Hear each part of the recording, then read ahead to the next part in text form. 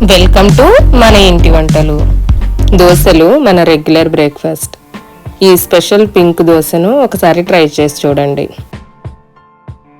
కావలసిన పదార్థాలు: దోశల పిండి, బీట్రూట్ 1, ఉల్లిపాయ 1, పచ్చిమిర్చి 2, కొత్తిమీర, ఆయిల్.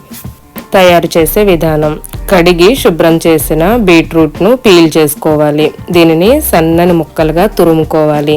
ఇలా తురుముకున్న బీట్రూట్ను మెత్తగా మిక్సీ పట్టుకోవాలి. బీట్రూట్ తురమకుండా ముక్కలుగా కోసి మిక్సీలో వేస్తే చిన్న చిన్న ముక్కలు మిగిలిపోతాయి. అదే ఇలా తురమడం వలన చాలా త్వరగా బీట్రూట్ పేస్ట్ తయారవుతుంది. ఇప్పుడు దోశల పిండి ఒక బౌల్లో తీసుకొని తయారు చేసి పెట్టుకున్న బీట్రూట్ పేస్ట్ను దానిలో వేసి బాగా కలుపుకోవాలి.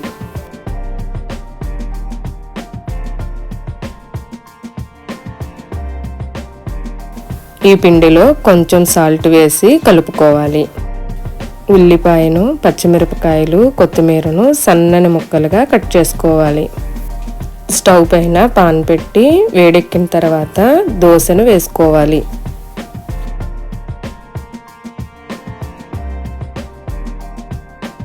ఇప్పుడు దీనిపై ఉల్లిపాయ ముక్కలు, పచ్చిమిర్చి ముక్కలు, కొత్తిమీర, కొంచెం ఆయిల్ వేయాలి.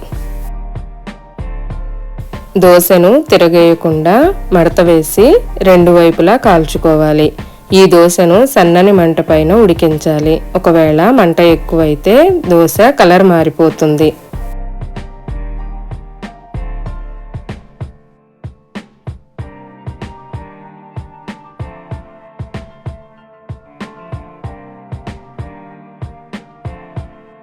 అంతే, బీట్రూట్ దోశ రెడీ అయిపోయింది.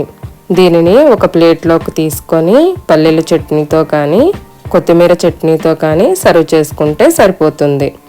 బీట్రూట్ డైరెక్ట్గా తినలేని వారికి ఈ బీట్రూట్ దోశ వేసి పెట్టండి. బ్రేక్ఫాస్ట్గా స్పెషల్ పింక్ దోశను ఎలా తయారు చేయాలో ఈ వీడియోలో చూసాం కదా. మరొక మంచి రెసిపీతో మళ్ళీ కలుద్దాం. Please like, share and subscribe మన ఇంటి వంటలు. Tasty and healthy.